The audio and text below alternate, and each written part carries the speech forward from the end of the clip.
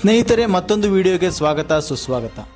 ಈ ವಿಡಿಯೋದಲ್ಲಿ ನಾವು ಭಾರತೀಯರ ಜನಮನ ಗೆದ್ದ ನಿರ್ಮಾ ವಾಷಿಂಗ್ ಪೌಡರ್ ಅದರ ಬೆಳವಣಿಗೆ ಮತ್ತು ಅದರ ಅವನತಿ ಹೇಗಾಯಿತು ಅಂತ ನೋಡೋಣ.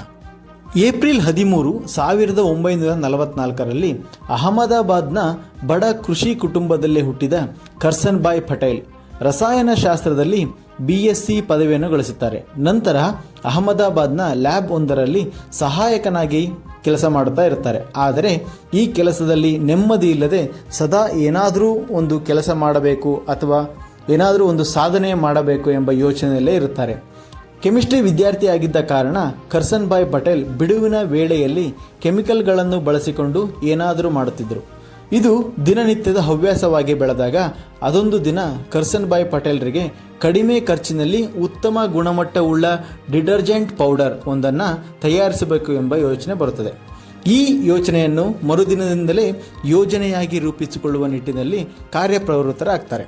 ಸಂಜೆ ಕೆಲಸದ ಬಳಿಕ ತನ್ನ ಮನೆಯ ಆವರಣದ ಹಿಂದೆ ಇರುವ ಖಾಲಿ ಜಾಗದಲ್ಲಿ ಕೆಮಿಕಲ್ ಹಾಗೂ ಇತರ ಪರಿಕರಗಳನ್ನು ಬಳಸಿಕೊಂಡು ಡಿಟರ್ಜೆಂಟ್ ತಯಾರಿಸುವ ನಿಟ್ಟಿನಲ್ಲಿ ನಾನಾ ಬಗೆಯ ವಿಧಾನಗಳಲ್ಲಿ ಪ್ರಯೋಗವನ್ನು ಮಾಡಲು ಶುರು ಮಾಡುತ್ತಾರೆ.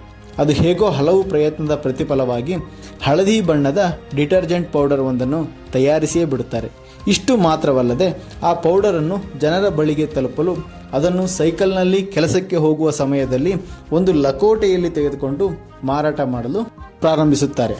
ಕರ್ಸನ್ ಭಾಯ್ ತಯಾರಿಸಿದ ಹಳದಿ ಬಣ್ಣದ ಪೌಡರ್ ಸಣ್ಣ ಪ್ಯಾಕೆಟ್ನಲ್ಲಿ ಊರ ಮಂದಿಗೆ ಬರೀ ₹3ಗೆ 1 kgಯಂತೆ ಮಾರುತ್ತಾರೆ. ಇವರ ಪೌಡರ್ ಬಗ್ಗೆ ಎಷ್ಟು ವಿಶ್ವಾಸವಿತ್ತು ಎಂದರೆ ಗ್ರಾಹಕರೇ ಇಷ್ಟವಾಗದಿದ್ದಲ್ಲಿ ಹಣ ವಾಪಸ್ಸು ಕೊಡುತ್ತೇನೆ ಎನ್ನುತ್ತಿದ್ದರು.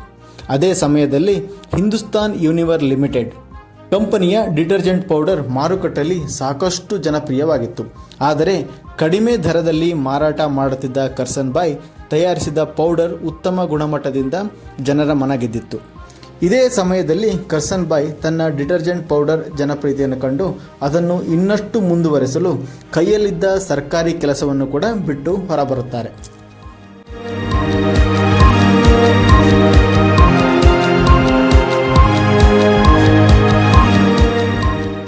ಕರ್ಸನ್ ಭಾಯ್ ಪಟೇಲ್ ಜೀವನದಲ್ಲಿ ಹೆಚ್ಚಾಗಿ ಪ್ರೀತಿಸ್ತಾ ಇದ್ದುದು ತನ್ನ ಮಗಳು ನಿರುಪಮಾರನ್ನು.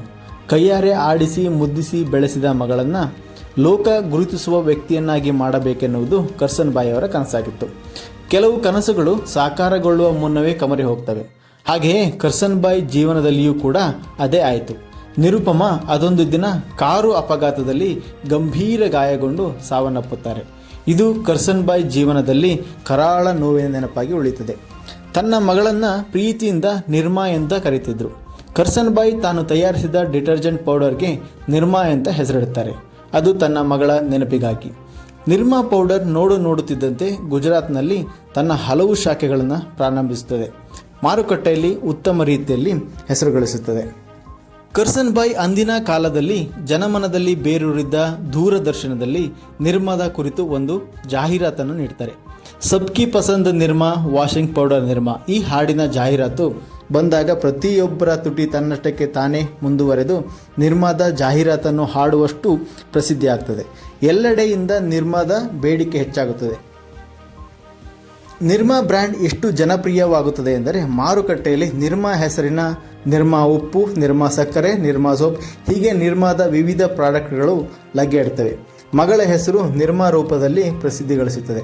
ನಿರ್ಮಾ ಪ್ಯಾಕೆಟ್ನಲ್ಲಿ ಮಗಳ ರೇಖಾಚಿತ್ರವನ್ನು ಕೂಡ ಸೃಷ್ಟಿ ಮಾಡ್ತಾರೆ. ಇಷ್ಟೊಂದು ಉತ್ತುಂಗದಲ್ಲಿದ್ದ ನಿರ್ಮಾ ಪೌಡರ್ ಹೇಗೆ ಅವನತಿ ಹೊಂದಿತು? ಏಕೆ ಈಗ ಬೇಡಿಕೆಯಲ್ಲಿಲ್ಲ? ನಿರ್ಮಾದಲ್ಲಿ 65% ವಾಷಿಂಗ್ ಸೋಡಾ ಇತ್ತು. ಇದು ಗುಜರಾತ್ನ ಸ್ಥಳೀಯ ಮಾರುಕಟ್ಟೆಗಳಲ್ಲಿ ಸುಲಭವಾಗಿ ಲಭ್ಯವಿತ್ತು. ಆದರೆ ಪುಡಿಯಲ್ಲಿ ಬಿಳಿಚುವಿಕೆ ಅಥವಾ ಸುಗಂಧ ದ್ರವ್ಯ ಇರಲಿಲ್ಲ. ಇದು ಅದರ ಪ್ರತಿಸ್ಪರ್ಧಿಯೊಳಗೆ ನಿಜವಾದ ಟ್ರಂಪ್ ಕಾರ್ಡ್ ಆಗಿತ್ತು. ಅದರ ಪ್ರಮುಖ ಪ್ರತಿಸ್ಪರ್ಧಿ ಸರ್ಫ್ನ ಪೋಷಕ ಕಂಪನಿಯಾದ HLL ನಿರ್ಮಾದ ದೌರ್ಬಲ್ಯಗಳನ್ನು ಏನೆಂದು ಕಂಡುಹಿಡಲು ವ್ಯಾಪಕವಾಗಿರ್ತಕ್ಕಂಥ ಸಂಶೋಧನೆ ನಡೆಸಿತು. ಸ್ಟಿಂಗ್ ಎಂದು ಕರೆಯಲ್ಪಡುವ ಅವರ ರಹಸ್ಯ ಕಾರ್ಯಾಚರಣೆಯನ್ನು ನಿರ್ಮಾವನ್ನು ದುರ್ಬಲಗೊಳಿಸಲು ಡಿಸೈನ್ ಮಾಡಲಾಗಿತ್ತು. ನಿರ್ಮಾ ಬಳಕೆದಾರರು ವಾಸನೆ ಬರುವ ಬಟ್ಟೆಗಳು ಮತ್ತು ಕೈಯಲ್ಲಿ ಅಲರ್ಜಿಯ ಪ್ರತಿಕ್ರಿಯೆಗಳಂತಹ ಕೆಲವು ಅತೃಪ್ತಿಗಳನ್ನು ಎದುರಿಸ್ತಾ ಇದ್ರು. ಇದನ್ನು ಕಂಡುಕೊಂಡ HLL ಆ ಸಮಸ್ಯೆಗಳನ್ನು ಎತ್ತಿ ತೋರಿಸುವ ಜಾಹೀರಾತು ಅಭಿಯಾನವನ್ನು ನಡೆಸಿತು.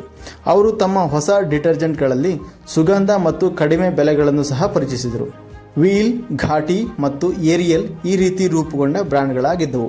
ನಿಧಾನವಾಗಿ ನಿರ್ಮಾದ ಮಾರುಕಟ್ಟೆ ಕುಸಿಯಿತು. ಕಂಪನಿಯು ಹಲವಾರು ಹಂತಗಳಲ್ಲಿ ಮತ್ತೆ ಲಾಭ ಗಳಿಸಲು ಪ್ರಯತ್ನಿಸಿತ್ತು, ಆದರೆ ಯಾವುದೂ ಕೂಡ ಯಶಸ್ವಿಯಾಗಲಿಲ್ಲ.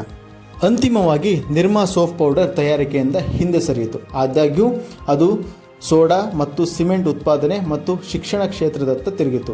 ಇದು ಈ ಕ್ಷೇತ್ರಗಳಲ್ಲಿ ಯಶಸ್ಸನ್ನು ಸಾಧಿಸಿತು.